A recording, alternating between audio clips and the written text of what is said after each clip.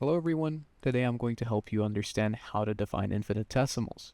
We won't begin with a clear-cut definition right away. Instead, we'll start by exploring bounded variables, then gradually transition to the concept of a variable tending to zero. From there, we'll compare an infinitesimal to a very small magnitude to highlight the difference. And finally, I'll show you how to formally prove that a variable is infinitesimal by constructing algebraic expressions and inequalities along with an example. So let's assume that the point k constantly remains inside a certain interval of the axis OX. This is equivalent to the condition that the length of the interval from O to k, where O is the origin, remains less than a definite positive number m. The magnitude x is said to be bounded in this case. Noting that the length of O to k is the absolute value of x, the following definition can be given. A variable x is said to be bounded if there exists a positive number m such that the absolute value of x is less than m for all values of x. We can take x equals to the sine of a as an example of a bounded magnitude, where the angle a varies in any manner. Here m will be taken as any number greater than unity, since the sine of any angle cannot be more than 1 or less than -1. Now, we can consider the case when the point k is displaced successively and indefinitely approaches the origin. More precisely, we would suppose that successive displacements of point k bring it inside any previously assigned small section S' of S of the axis OX with the center of O, and that it remains inside this section on further displacement. In this case, we would say that the magnitude x tends to 0, or is an infinitesimal. The length of the interval S' of S is denoted by 2 epsilon, where epsilon signifies any given positive number. If the point k is inside S' of S, then the distance from O to k is less than epsilon. And conversely, if the distance from O to k is less than epsilon, then k is inside S' of S. Subsequently, we can give the following definition. The variable x tends to 0, or is an infinitesimal, if for any given positive epsilon there exists a value of x such that for all subsequent values of x, the absolute value of it is less than epsilon. Usually, in the view of the importance of the concept of an infinitesimal, there is another formulation that can be given. This one can actually be considered a bit more accurate. A magnitude x is said to tend to 0, or to be an infinitesimal, if on successive variation the absolute value of x becomes, and on further variation remains, less than any previously assigned small positive number, epsilon.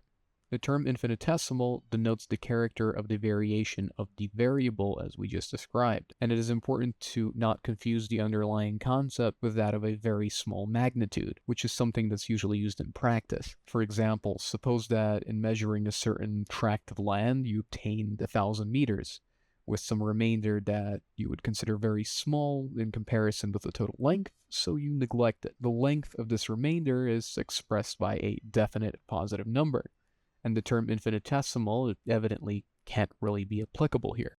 If you were to meet with the same remainder when measuring something that's close to a second, a more accurate measurement, you would cease to consider it very small and you would take it into account. What this means is that the concept of a small magnitude is a relative concept, bound up with the practical nature of the measurement. So how do you prove more officially that a variable is an infinitesimal? So let's suppose that the successive values of the variable x are x sub 1, sub 2, sub 3, and so on, and let epsilon be any given positive number. To prove that x is an infinitesimal, we must show that starting with a certain value of n, the absolute value of x sub n will be less than epsilon. Basically, we must be able to find a certain integer n such that the absolute value of x sub n is less than epsilon for n being more than that certain integer.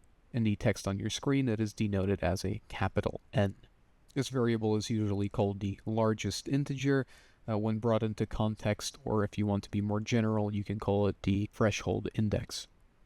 As an example of an infinitesimal, we take the magnitude, assuming successively the values q, q squared, q cubed, q to the power of n, and etc., where q is more than 0 and less than 1. To prove that this sequence is an infinitesimal, we have to satisfy the inequality q in the power of n is less than epsilon, or after further algebraic transformations, n log base 10 of q is less than log base 10 of epsilon. We use logarithms here because in this case we have exponents and we want to isolate it. So remembering that log base 10 of q is negative, because q is more than 0 and less than 1, the exponent needs to be negative, we can rewrite the second inequality as n is more than log base 10 of epsilon over log base 10 of q, since the division by a negative number changes the sense of the inequality. Now we can take n as the largest integer and the quotient. What does this mean? This means that you can choose an integer n, defined as the largest integer, that does not exceed the value of the aforementioned quotient. In other words, if you compute the given quotient, you get a real number. And then n is taken to be the greatest integer less than or equal to that number. This n is then used in the proof as the threshold beyond which a desired inequality or property, like showing a sequence is infinitesimal, holds. Thus, the magnitude in question, or as I've been calling it, and as it's usually called, the sequence tends to 0. If you were to replace q by negative q in the sequence, the only difference is the appearance of the minus sign with odd powers. The absolute magnitude of the members of the sequence is before, and hence you also have an infinitesimal in this case. The fact that x is an infinitesimal, it is usually denoted by the writing you have on screen. Lim, as most of you will know, is an abbreviation of limit.